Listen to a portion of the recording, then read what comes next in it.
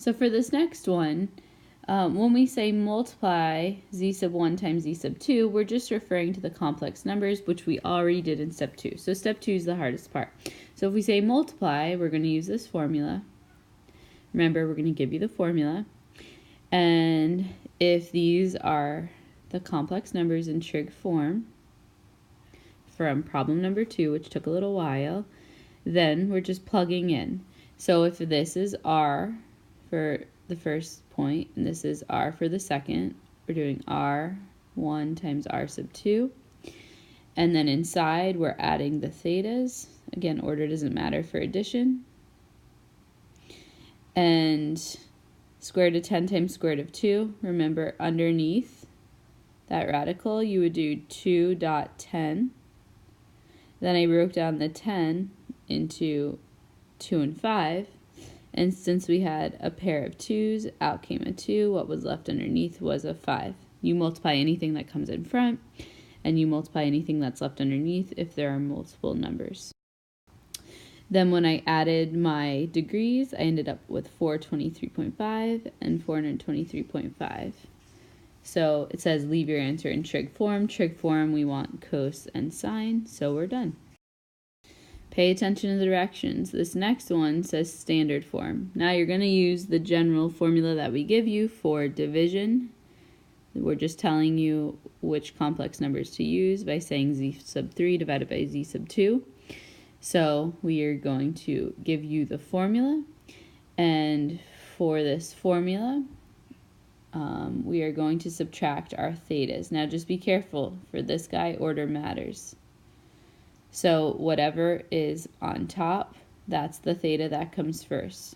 So the z sub 3 theta comes first, and then we subtract the value that's in the denominator. When we're subtracting, that theta comes second.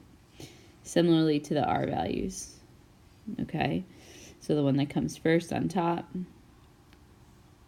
goes there, and the one that comes second for the r value goes in the denominator. So when you are finding that r value, remember, you can't have a square root in the denominator. So I took 4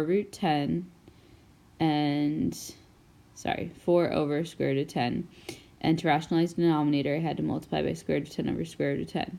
Therefore, on top, it's not the square root of 40. It is 4 square root of 10. 4 is not under the radical.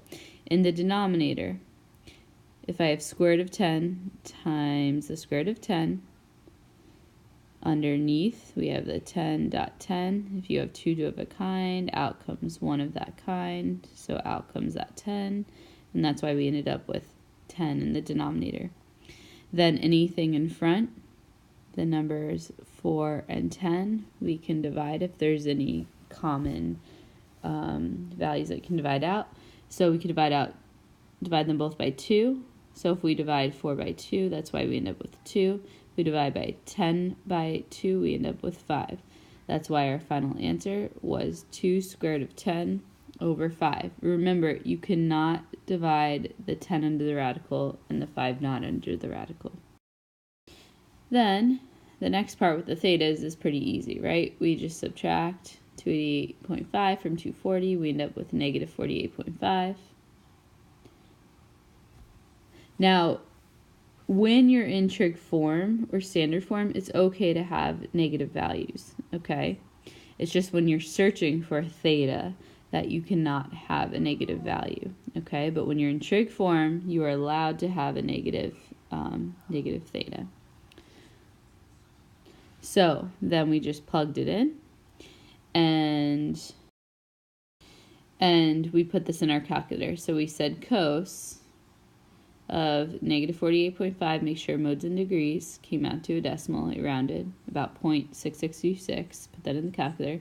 Then I put sine of negative 48.5 in my calculator, and I got about negative 0.749.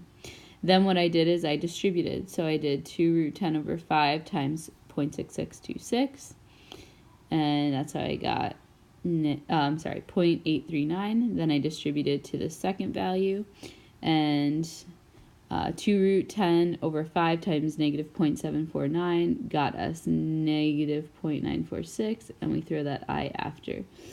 Remember our complex number in standard form. We don't see cos or sine. We want our answer in standard form. We write our real component first, and then we write our imaginary component second. Now, when you have a number in standard form, sometimes you'll just have a real component like 4. Sometimes you'll just have an imaginary component like negative 2i, or sometimes you'll have both. You just will not see sine and cosine. So again, for the number 5, we're using de Moivre's theorem. All that we're saying with that sub value is we're saying which complex number to use. So we're saying go back and use the complex number z sub 1. Okay, so what we do is we look at that value that we already did before. We know that r is square root of 2. We know that our theta was 135, and we plug into the formula. They already tell us the end value. That's saying raise your complex number to the 8th power, meaning multiply that complex number 8 times by itself, and which can be hard. So then we just use the de Moivre's theorem. We'll give you this expression, and then you're just plugging in. So it's r to the 8th power times the cos of n, which was that power, 8 times your theta. So we do the same thing over here. And since we want standard form, we're not going to stop over here, right? Square root of 2 raised to the 8th power, we get 16. And I show you that work over here, right? There are 4 sets of 2's that would come out if we multiply square root of 2 times square root of 2 times square root of 2 8 times. And when you multiply 2 times 2 times 2, you get 16. So that is our R value.